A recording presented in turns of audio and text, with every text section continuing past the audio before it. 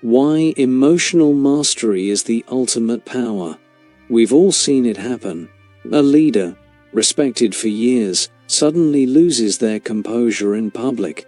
One moment of uncontrolled anger, fear, or arrogance, and the room shifts. People stop listening to the words and start focusing on the outburst. The air changes, respect evaporates. It's an uncomfortable truth. In life, perception often matters as much as reality, and losing emotional control changes how the world sees you. Friedrich Nietzsche, one of history's most provocative philosophers, understood this better than most. To him, mastery over one's emotions was not just polite behavior. It was a declaration of strength, a signal to the world that you are the master of yourself. Nietzsche's philosophy was built around the idea of self-overcoming, the relentless pursuit of becoming stronger, wiser, and more disciplined than you were yesterday. He wasn't interested in empty manners or shallow appearances. He was after something deeper. For Nietzsche, emotional control wasn't about repressing feelings, it was about becoming so powerful in spirit that your emotions serve you, not the other way around. If you can't control your anger, fear, envy, or pride, then those emotions control you. And in Nietzsche's eyes, that means you are weak, no matter how strong you appear to others. In our modern age of viral videos and constant social scrutiny, Nietzsche's warning feels more urgent than ever. Leaders, influencers, athletes, and everyday people live in a world where a single emotional misstep can be recorded, replayed, and judged by millions. But Nietzsche's point isn't just about saving face, it's about earning genuine respect through inner mastery. If you cannot govern your own inner world, how can anyone trust you to govern anything else? This video will explore Nietzsche's view on emotional control, why it's central to respect, how it can be developed, and why even more than 100 years after his death, his philosophy still speaks directly to the heart of human power. 1. Nietzsche's philosophy of self-mastery. Nietzsche's entire worldview can be summed up in a single phrase he returned to often: become who you are. This wasn't a call to be yourself in the modern, casual sense. It was a demand to sculpt yourself into something greater. Self-mastery was central to this process, and controlling your emotions was part of forging the kind of person who could stand above the chaos of the world. In his works such as Thus Spoke Zarathustra and Beyond Good and Evil, Nietzsche argued that true strength isn't just physical or intellectual. It's the ability to impose your will upon yourself. For Nietzsche, the will to power was the driving force behind all human behavior. It wasn't simply about controlling others, it was about first mastering the forces within you, your impulses, instincts, and emotions, so that they serve your highest aims. Without this discipline, the will to power becomes scattered and self-defeating. A person who cannot govern their anger might destroy relationships. Someone consumed by envy might sabotage their own growth. Nietzsche saw these as forms of self-betrayal, where the individual becomes a slave to passing feelings. Self-mastery then was not about emotionless living but about alignment. Your emotions should fuel your purpose, not derail it. Anger, for instance, can be a powerful motivator when directed wisely, but it becomes destructive when unleashed recklessly. Nietzsche admired individuals who could endure suffering and still hold themselves with dignity, seeing in them the seeds of greatness. In this way, emotional control was not an optional skill for Nietzsche. It was a core requirement for anyone seeking to live a life of power and respect. 2. Emotional control and respect in Nietzsche's moral vision. Nietzsche was deeply concerned with the concept of respect, not the polite, socially mandated kind, but the type that is earned through power, integrity, and self-command. In his moral vision, respect is not granted automatically to everyone. It must be won, and it can just as easily be lost. For Nietzsche, the key to gaining and keeping respect lies in demonstrating that you are not a mere creature of impulse. People instinctively look up to those who remain calm in chaos, who can think clearly when others are consumed by fear or anger. This composure signals that you are anchored in something deeper than the moment, something that cannot be easily shaken. This idea ties directly to his critique of slave morality and master morality, concepts he explored in On the Genealogy of Morality. Slave morality arises from weakness, resentment, and reactivity. It's the mindset of those who let external events dictate their inner state. Master morality, by contrast, emerges from strength, independence, and self-determination. Those who practice master morality shape their responses to life deliberately. They choose how to feel and how to act. Emotional control, in this sense, is the mark of a master, someone who creates their own values and refuses to be ruled by passing moods or external provocations. Nietzsche also understood that respect operates on both personal and societal levels. On a personal level, friends, colleagues, and rivals respect those who display self-mastery. On a societal level, cultures elevate figures, leaders, warriors, thinkers, who embody this steadiness. Think of a general who stands unshaken as the battle rages, or a statesman who responds to crisis with measured words instead of rash decisions. These figures command respect, not simply because of their titles, but because their emotional discipline inspires trust. Nietzsche would argue that this is why you'll never be truly respected if you can't control your emotions. Without that control, your strength is an illusion, and illusions always collapse under pressure. 3. The dangers of emotional weakness. Nietzsche did not mince words when describing weakness.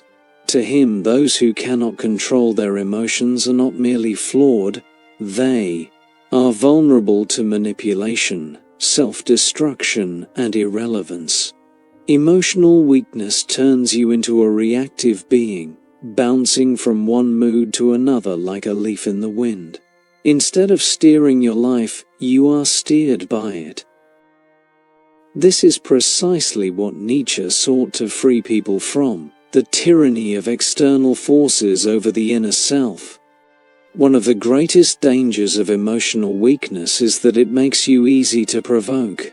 Nietzsche recognized that in the arena of power, whether political, social, or personal, there will always be those who seek to control you through your own feelings.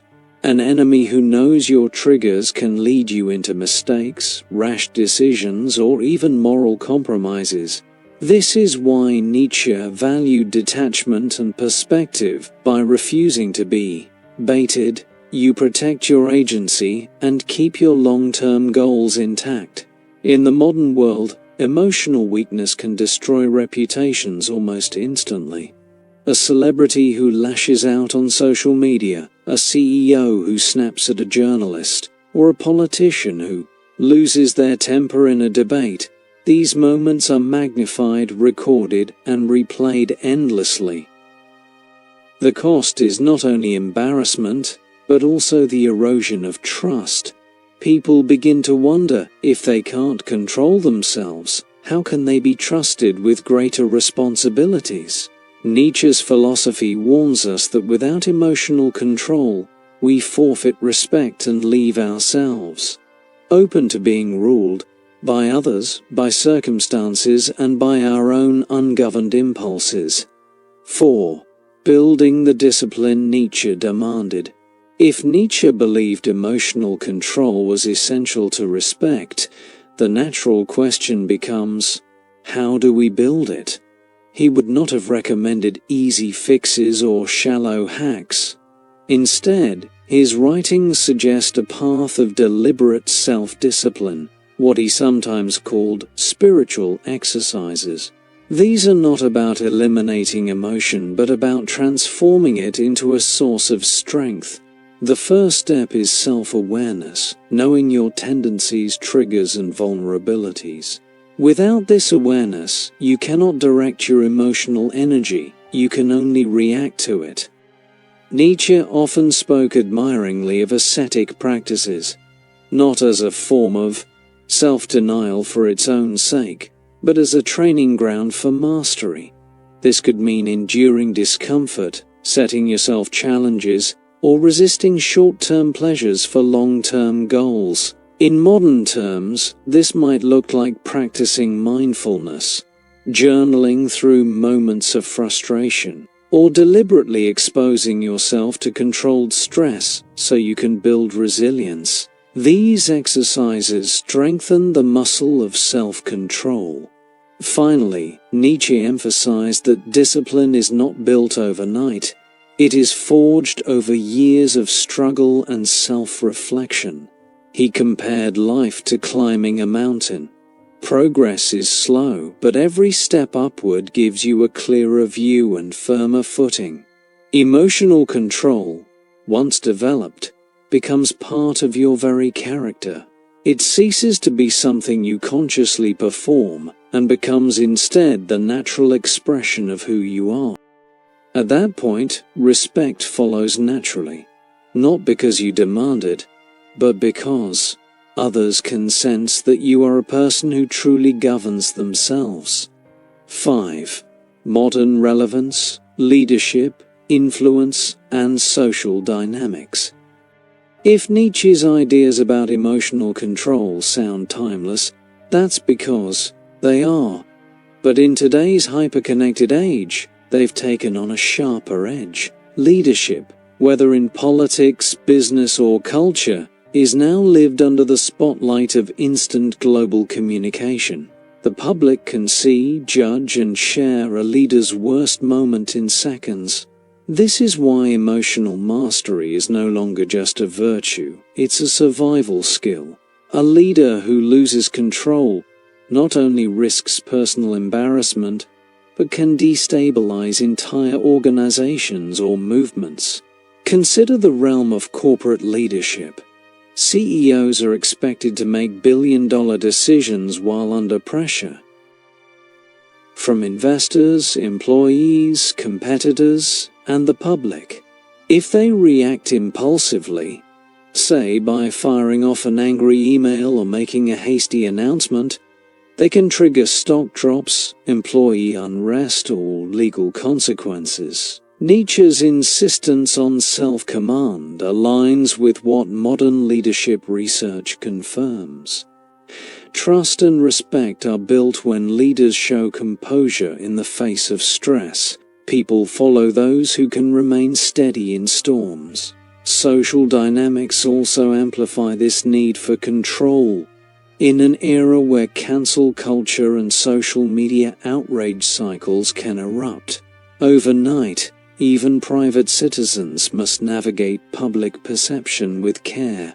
One reckless comment, one emotional outburst, can lead to lasting consequences for careers and relationships. Nietzsche would likely see this as proof of his thesis: without emotional mastery, you are vulnerable to being swept away by the moods of the crowd. And, in his philosophy, nothing is more dangerous than surrendering your power to the collective's shifting emotions. 6. Case studies. Figures who embodied Nietzsche's ideal. To understand Nietzsche's vision of respect through emotional control, it helps to look at figures who exemplified it.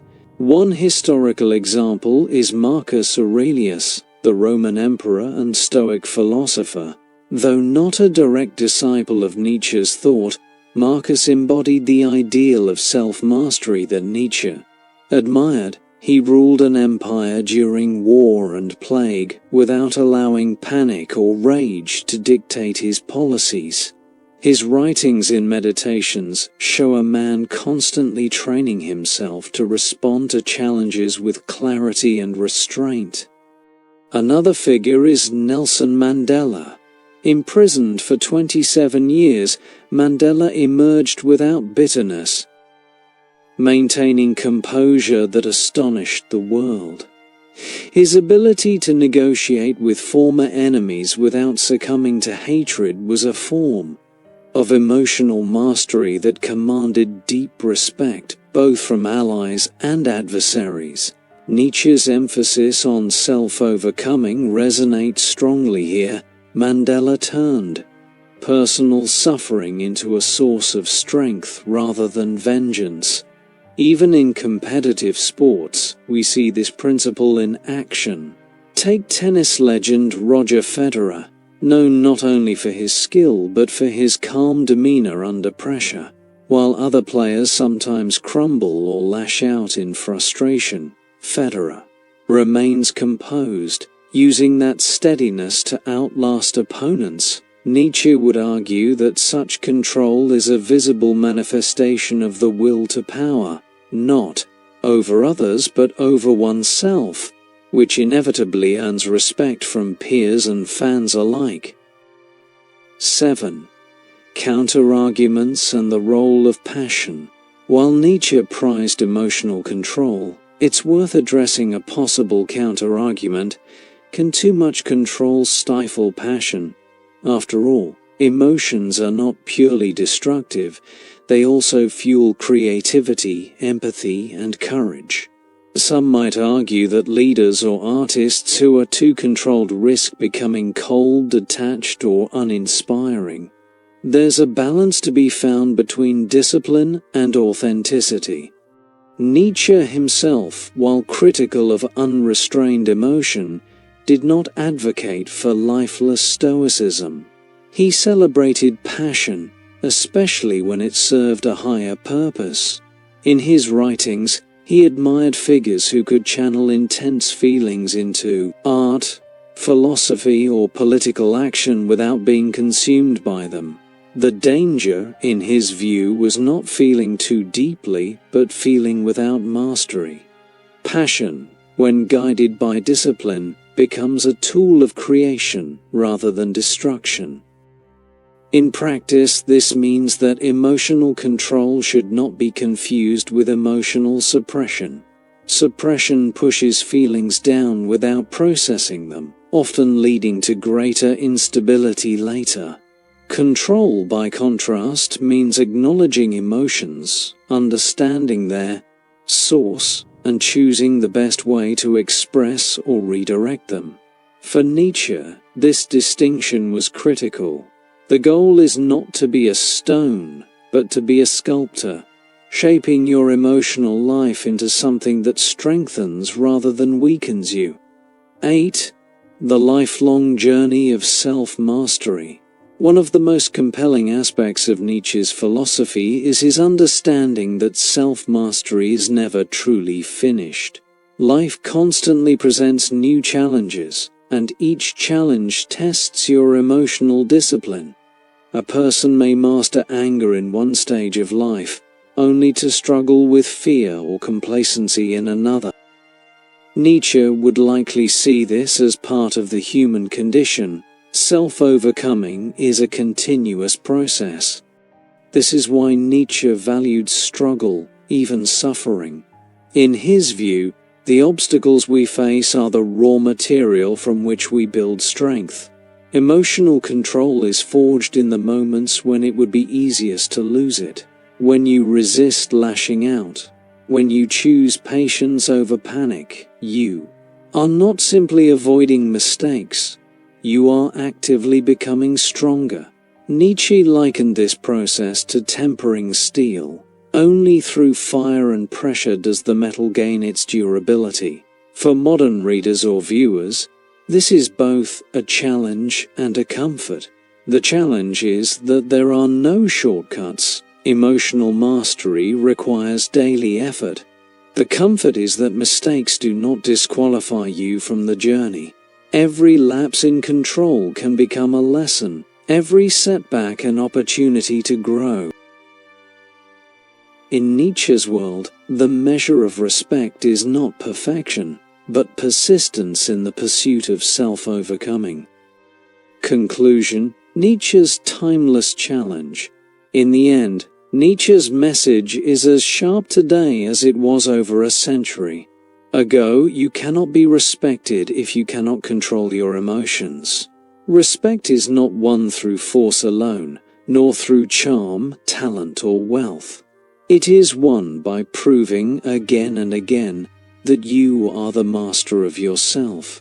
Emotional control is not about denying who you are. It is about becoming who you are at your highest potential. The world will always test your patience, provoke your anger, and try to pull you into the chaos of the moment. Nietzsche's challenge is to stand firm in that chaos, to let your emotions serve you instead of enslaving you. Those who succeed in this earn a kind of respect that no title or status can guarantee. The respect that comes from strength others can feel, even if they cannot name it. So whether you are a leader, a creator, or simply someone navigating daily life, the lesson stands: mastery over your emotions is mastery over your destiny. Nietzsche's call to self-overcoming is not an abstract philosophical idea, it is a practical, urgent task. The question he leaves us with is simple but demanding. When the moment comes, will you command your emotions, or will they command you?